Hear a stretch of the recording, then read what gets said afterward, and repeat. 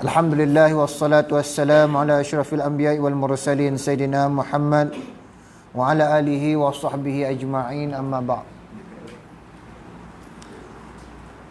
Al-Fadhil Tuan Imam, seluruh ahli jawatan kuasa surau, ayah ibu muslimin muslimat sedang jemaah yang dirahmati Allah sekalian, alhamdulillah kita berjumpa kembali Ramadan yang ke-23, malam yang ke-24 insya-Allah.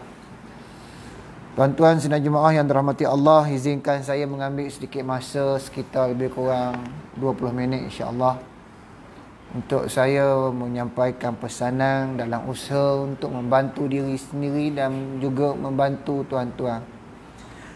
Sebelum tibanya satu hari di mana kita tidak dapat lagi memberikan bantuan sesama kita.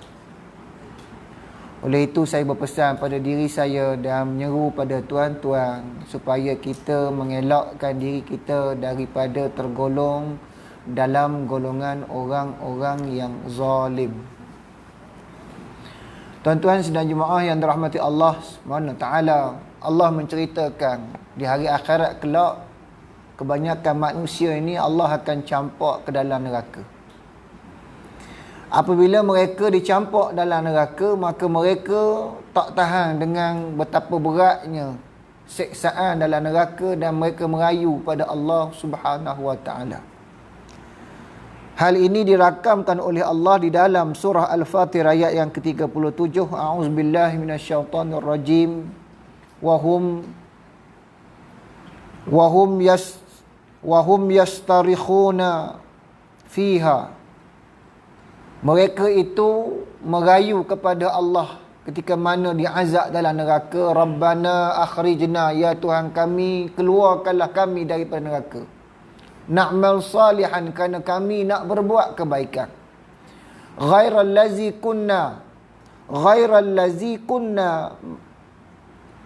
bukan sebagaimana amalan-amalan kunna na'mal, macam mana yang kami dulu hidup atas dunia.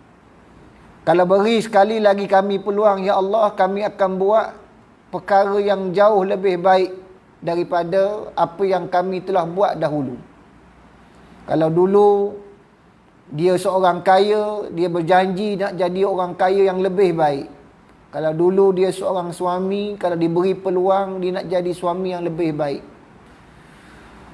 Kalau dulu dia seorang anak, dia berjanji dengan Allah dia nak jadi anak yang lebih baik. Maka Allah menempelak mereka dengan berkata, awalam nu'ammirukum, tak cukupkah lagi umur yang aku telah berikan kepada kamu dahulu? Ma yatazakkaru fihi man tazakka, apakah tak cukup lagi masa yang aku beri pada kamu untuk kamu berfikir dan kamu mengambil pengertian daripada apa yang berlaku? Tak cukupkah lagi kamu berfikir dan kamu beringat? Bukankah dulu kamu juga orang yang berfikir dan kamu orang yang selalu beringat? Jadi tuan-tuan sedang jemaah yang dirahmati Allah sekalian, tempelak Allah ini kepada orang yang satu masa dulu waktu dia dekat dunia, dia bukan orang biasa-biasa. Orang yang mengecap kejayaan ketika mana dia hidup atas dunia. Dia orang yang boleh berfikir. Dia orang yang boleh menguasai dunia. Dia seorang yang tahu erti bagaimana untuk mereka ini beringat. Sebelum susah, mereka beringat. Sebelum miskin, mereka berjimat. Sebelum ditimpa penyakit, mereka sudah mengelak. Bermaksud, tuan-tuan sedang jemaah yang dirahmati Allah, manusia yang satu masa dahulu belajar dan hanya tahu menguasai ilmu-ilmu yang berkait dengan dunia tetapi tidak mampu untuk beringat, tidak mampu untuk berfikir tentang perihal mereka di hari akhirat. Mereka ini nanti ditempelak oleh Allah Subhanahu wa taala, di mana mereka hanya menggunakan akal dan kewarasan mereka hanya kepada perkara-perkara yang bertumpuk pada hal-hal keduniaan semata-mata. Tuan-tuan sidang jemaah yang dirahmati Allah sekalian, kita melihat bagaimana manusia ini keluar saja daripada kubur terus diajukan dengan 4 persoalan. Sebagaimana hadis yang diriwayatkan oleh Imam At-Tirmizi, Nabi berkata, Nabi bersabda, tidak akan melangkah kaki anak Adam sehingga dia akan disoal tentang 4 perkara. Keempat-empat perkara inilah tuan-tuan yang menyebabkan kita semua berada dalam keadaan kerunsingan yang teramat sangat. Runsing memikirkan apakah aku mampu menjawab persoalan-persoalan ini. Persoalan yang pertama iaitu tentang umur kita. Bagaimana kita habiskan umur kita. Persoalan yang kedua tentang nikmat muda kita. Apa yang telah kamu buat dengan usia muda kamu. Yang ketiga kita ditanya tentang persoalan tentang ilmu. Apakah kamu beramal dengan ilmu kamu? Dan yang keempat kita ditanya tentang persoalan harta. Daripada mana kamu dapat harta? Dan bagaimana kamu belanjakan harta kamu? Kalau mari pasukan SPRM, Suruhanjaya Pencegahan Rasuah, datang nak siasat akaun kita, nak siasat pendapatan kita, nak siasat harta kita, tuan-tuan, berpeluh kita, tuan-tuan. Nak buka puasa pun dah hilang selera. Ayam percik beli kat pasar malam tadi dah tak ada bawa makna dah. Tak ada rasa. Macam orang kena COVID-19. No. Tak ada bau, tak ada rasa. Pasal apa? Pasal otak kita runsing memikirkan apa yang aku nak jelaskan. Tuan-tuan, bila manusia diserabutkan dengan masalah ini, dia sampai tak ingat dah mana mak dia, mana ayah dia. Dia tak kalut nak cari mana isteri, mana anak-anak dia. Dia dah tak fikir dah. Bila melihat orang sekelilingnya semua bertelanjang bulat dan dia sendiri pun dah tak memikir dah yang di mana pakaian yang sepatutnya dia pakai. Betapa hebatnya hari itu manusia runsing dengan persoalan-persoalan nikmat yang telah dikurniakan oleh Allah Subhanahu wa taala. Sebab itu tuan-tuan, Nabi memberi pesanan kepada kita, ightanim khamsan qabla khamsin. Rebut 5 perkara sebelum datangnya 5 perkara. Perkara pertama yang Nabi sebut adalah syababaka qabla haramika. Masa muda kamu ada peluang. Kita semua tuan-tuan hari ini yang ada di hadapan saya, kita semua berpeluang jadi orang muda. Cuma sebahagian kita mungkin merasa hari tua. Kata almarhum Tuan Guru ni Abdul Aziz, kata beliau, masa muda ni tuan-tuan ialah satu nikmat seumpama ghanimah yang kita dapat tanpa perlu kita keluar modal. Sedangkan orang yang berniaga, dia nak dapat satu-satu keuntungan, dia kena keluar modal. Kita tak pernah berdoa untuk jadi muda, tapi kita berdoa supaya Allah panjangkan umur kita walaupun kita sedar kita sudah tua. Muda ni adalah satu kurniaan yang Allah beri pada kita. Tetapi dengan nikmat muda inilah yang menyebabkan kita nanti dihumban oleh Allah ke dalam neraka kerana kita telah mempersia-siakan masa muda kita.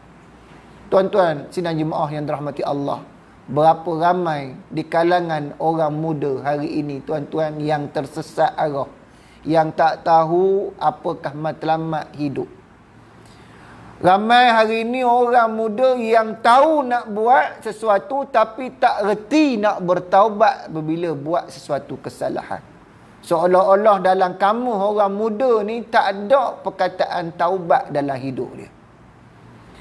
Ingat bagaimana Nabi memberikan pesanan kepada seorang sahabat muda yang baru saja berumur 12 tahun.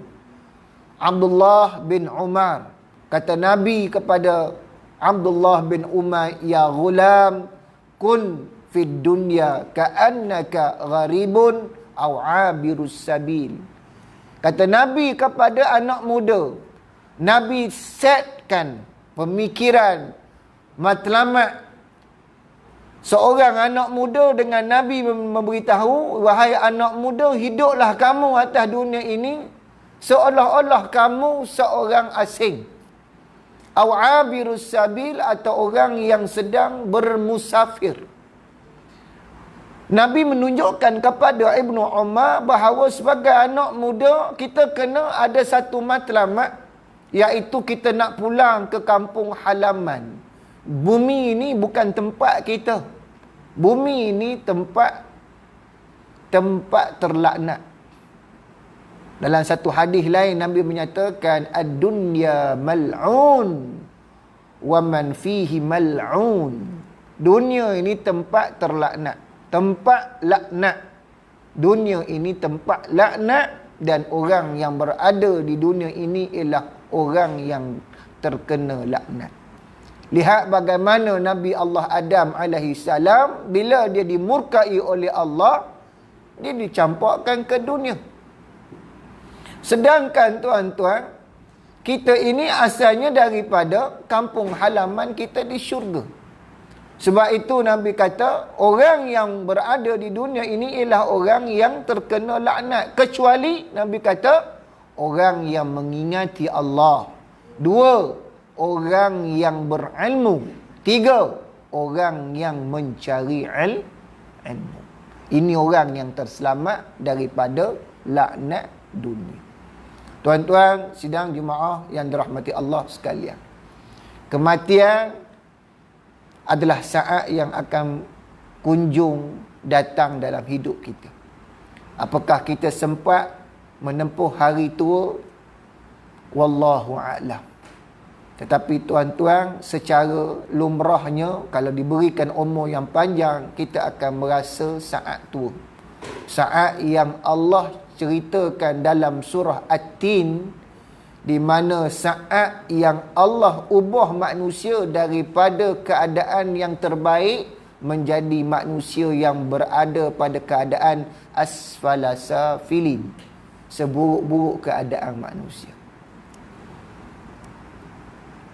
Allahul ladzi akhrajakum, Allahul ladzi khalaqakum min dha'fin.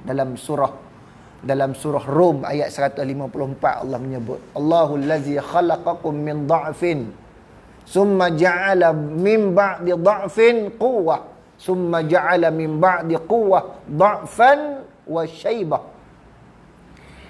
yakhluqu ma yasha' innallaha alimun qadir. Sadaqallahul azim. Allah menyatakan bahawa Allah lah yang telah menjadikan kamu, hei manusia, asalnya dalam keadaan lemah. Kita asal lemah, asal daripada keadaan kita seorang kanak-kanak lemah. Daripada kanak-kanak yang lemah, Allah kata summa ja'ala ba'da dha'fin quwwah. Daripada lemah itu Allah jadikan kita kuat. Kita jadi orang muda, orang yang mempunyai tenaga, orang yang mempunyai semangat, orang yang mempunyai ketajaman fikiran, orang yang mempunyai panca indera yang dapat melihat dengan jelas, mendengar dengan jelas. Tapi selepas itu Allah kata apa dah? Summa ja'ala min ba'di quwwah dha'fan wa syaibah. Lepas itu kita akan balik semula jadi orang yang lemah, dan kita akan jadi tua serta beruban.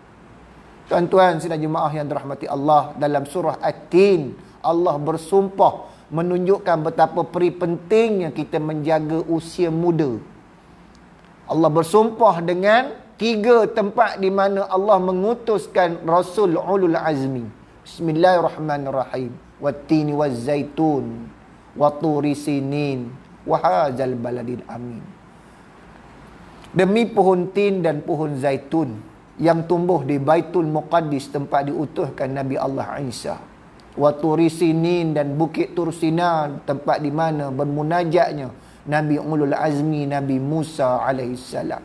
Wa hadzal baladin amin, dan negeri Mekah, tempat di mana Allah utuskan Nabi Muhammad sallallahu alaihi wasallam. Laqad khalaqnal insana fi ahsani taqwim. Sesungguhnya manusia itu aku jadikannya dalam sebaik-baik kejadian, Sebaik-baik kejadian manusia itu, kata dak sahabat Nabi Ikrimah, iaitu dalam keadaan kita seorang muda.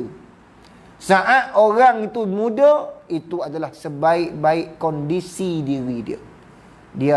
Dia ada tenaga, dia ada semangat, dia ada ketajaman fikiran.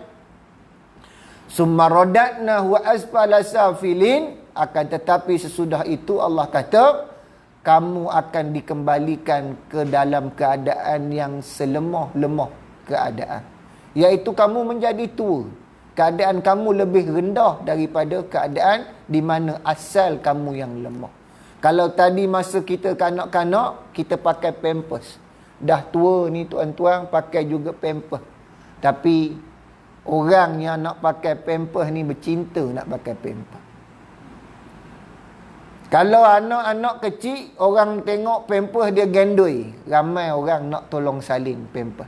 Tapi kalau orang tua, pampers gendoi.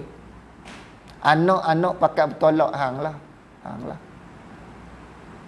Kalau anak kecil, pampersnya setiap 2 jam cek. Takut bocor. Kalau orang tua pakai pampers silap-silap 1 hari sampai petang. Anak tak tengok-tengok.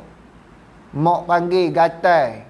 Suruh salin pampers sekejap sampai najis kering kat badan.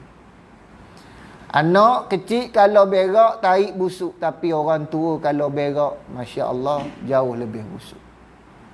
Jadi tuan-tuan, keadaan kita kalau sampai pada keadaan itu, subhanallah, asfala safilin. Nak buat ibadah kita dah tak larat tuan-tuan. Nak jaga diri pun tak larat. Nak bersih kekotoran sendiri pun tak larat. Macam mana kita nak buat ibadah? Macam mana kita nak semayang? Siapa yang nak angkat kita ke tandas, bersihkan najis pada tubuh kita? Tapi Allah kata, illal lazina amanu. Kecuali orang-orang yang beriman, wa amilus salihat, dan mereka yang beramal soleh, falahum ajrun ghairu mamnun. Bagi mereka tetap pahala yang tidak putus-putus.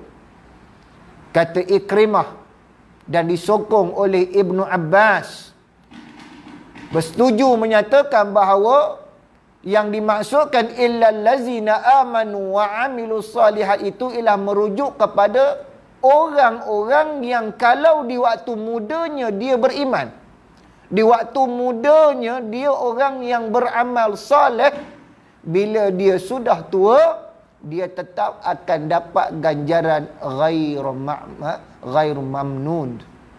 Pahala ajrun ghairu mamnun. Pahala yang tidak akan putus. Kerana apa dia? Kerana kata Ibnu Qutaibah, kalaulah Allah berikan kepada dia kekuatan sebagaimana kekuatan dia yang dahulu, nescaya orang ini akan terus beramal ibadah sebagaimana keadaan dia masih lagi sihat. Tuan-tuan sidang jemaah yang dirahmati Allah sekalian. Sebab itu saya nak mengingatkan diri saya dan kawan-kawan, peluang kita masih lagi sihat, masih lagi muda ni tuan-tuan. Hendaklah kita labur masa kita, tenaga kita untuk buat amal soleh. Kenapa? Untuk habuan keuntungan kita. Kalau Allah panjangkan umur kita dan heret usia kita sampai kepada keadaan kita terlantar, sakit, tua, pada saat itu malaikat akan terus mencatat amalan kita sekalipun kita sudah tak mampu untuk berbuat baik. Alangkah ruginya orang yang mempersiakan masa mudanya dengan melakukan perkara-perkara yang lara, tidak melakukan amal-amal soleh. Dia datang keinsafan waktu dia sudah tua dan uzur baru nak berbuat amal soleh, maka dia tidak akan dapat pahala sebagaimana pahala orang yang pernah beringat sewaktu dia sihat dan masih muda. Kata Sayyidina Ali karamallahu wajhah dalam satu asar yang diriwayatkan oleh Bukhari, kata Sayyidina Ali, dunia akan meninggalkan kita, manakala akhirat akan mendatangi kita. Tiap-tiap mereka itu ada anak. maka jadilah kamu anak kepada akhirat, jangan jadi anak pada dunia. Maksudnya apa dia tuan-tuan? Kita ni jangan bersifat macam budak-budak dengan dunia. Nak berdakak dengan dunia, nak merayu dengan dunia, nak bermanja-manja dengan dunia. Sedangkan dunia ni sifatnya akan meninggalkan kita.